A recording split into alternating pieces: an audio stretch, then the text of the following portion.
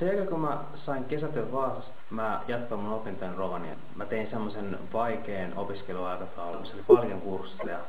Ja mä olin innoissani siitä, että mä sain aloittaa mun kandidaatin tutkijan. Mä olin iloinen, mä olin luova.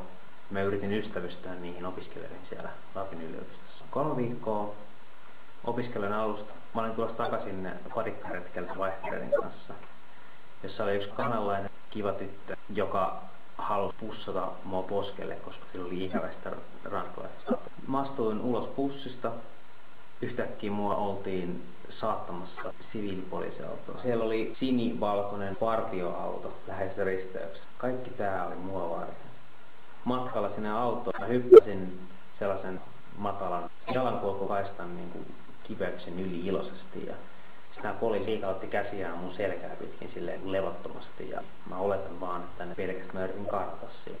Toinen niistä nosti mun airsoft-pyssyn pois mun revusta, pitäen 2 sormella kiinni kahvasta. Mä käskettiin istumaan siellä autoon. Mä halusin siis puhua ja selvittää väärinkäsityksen. Silloin mä kuvittelin, että se oli joku väärinkäsitys siitä, kun mä 3 viikkoa sitten sain tuomion pahoinpitelystä, joka tapahtui 3,5 vuotta sitten.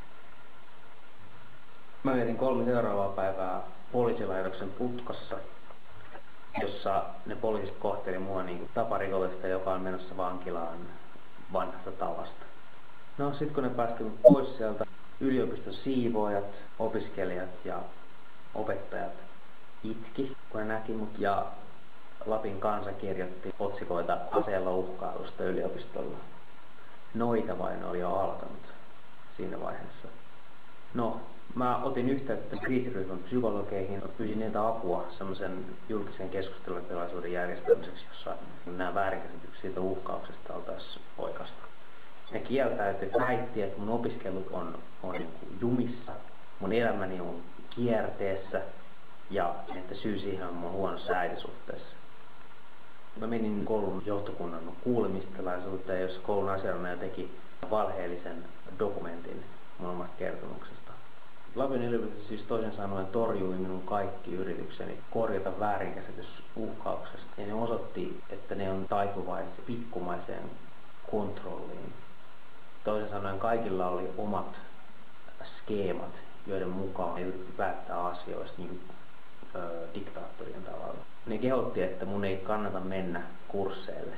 No, mä tein valmiiksi mun kandidaatin-seminaarin, ideapaperin ja 1 kurssin. 3 viikkoa sen jälkeen mut erotettiin 6 kuukaudeksi Lapin yliopistosta. Mä esittelin ystävällisesti mun airsoft-pistooliani 2 mun kavereista ja 1 aikuisopiskelijalle, jota mä en tuntenut. Mä juttelin mun toisen kaverin kanssa lukemisesta kirjoja tenttiin nopeasti. Mä sanoin sille, että mä ihailen niitä, kun ne oli niin nopeita lukemaan. Se vastasi mulle yhdessä vaiheessa, että nyt jos et sä lopetat niin nähdään mitä tapahtuu. Se ei pitänyt mun kysymyksestä. Vähän kuluttua mä laitoin mun airsoft-pyssyni viereiselle pöydälle mun 2 kaveriin nähden. Mä istuin itse 3. pöydälle ja katsoin heitä. Mä yritin hyvän tahtoisesti ja humoristisesti saada ne kiinnostuneeksi siitä mun lelusta. Toinen mun kaverista vasta, mä tiedän mikä toi on. Mä oletan, että se tarkoitti airsoft-pyssyä. Ja sitten jatkoi, mutta ei ehkä kannattaisi näyttää täällä. Ja sitten mä vastasin siihen, että en mä sitä haittaa teidän kanssa. Se toinen kaveri ei kiinnittänyt muuhun mitään huomiota, mutta tulee todistamaan oikeudessa mua vastaan syyttäjän juonessa minun saamisen maksamaan sakkoja. Se aikuisopiskelija hiljaa paikoillaan, mutta soitti poliisit jälkikäteen sen takia, koska se luuli, että se airsoft-pyssy oli oikea pistooli. Mä sanoin sitten niille, että mä menen kohta patikkaretkelle ja siksi mulla on se mukana. Ja mä olin vähän pettynyt, kuinka vähän ne reagoi siihen mun viisytysyritykseeni. Ja sitten mä laitoin sen airsoft-pyssyn takaisin mun reppuun. Sitten menin ulos luokasta vähäksi. Ja sitten kun tulin takaisin, niin se airsoft-pyssy oli mun repussa. Mä seisoin kaukana mun kavereista 2 pulpetin päässä. Ja sitten mä sanoin sarkastisesti, että mitä jos mä juoksesin toi ase kädessä sisään koulun päämästä ja karjoisin. Testataan ihmisten rationaalisuutta. Jotkut Lapin yliopiston opiskelijoista, jotka on tosi moraalisesti korruptoituneita, ne kirjoitti sinne keskustelufoorumille, että ne tarvii metallin paljastimet. Siinä asiayhteydessä, kun mä olin kirjoittanut kiusaamisen vastaisia tekstejä, ja ne yritti viimeisen 2 vuoden aikana pilata mun uskottavuuteni käyttäytymällä kontekstiin sopimattomalla tavalla. Mä sanoin mun vitsin vastaukseksi siihen, mitä mun kaveri oli aikaisemmin suhtautunut siihen, mitä mä puhuin sen kanssa. Mä olin itsenäinen rovaniemeläisiä ennakkoluuloja ja jäykkää patriarkaalista hierarkiaa vastaan. Ja mä tein sen retorisesti uhmaamalla niitä pahimpia valheita mua vastaan, mitä ne jotkut toiset opiskelijat oli sanonut. Ja näyttämällä mun kaverille, että mä pelkään sitä, että mulle sanotaan, että nyt pidät suus kiinni. Tää on se totuus, mitä se luokassa tapahtuu, mutta se ei ole enää edes olennaista. Koska syyttäjä keksi semmoisen version, josta mä laitoin sen aisopys mun kaverin omalle pulpetille, käänsin sen sitä kohti, seisoin ihan liian lähellä sen pöytää ja sanoin uhkauksen.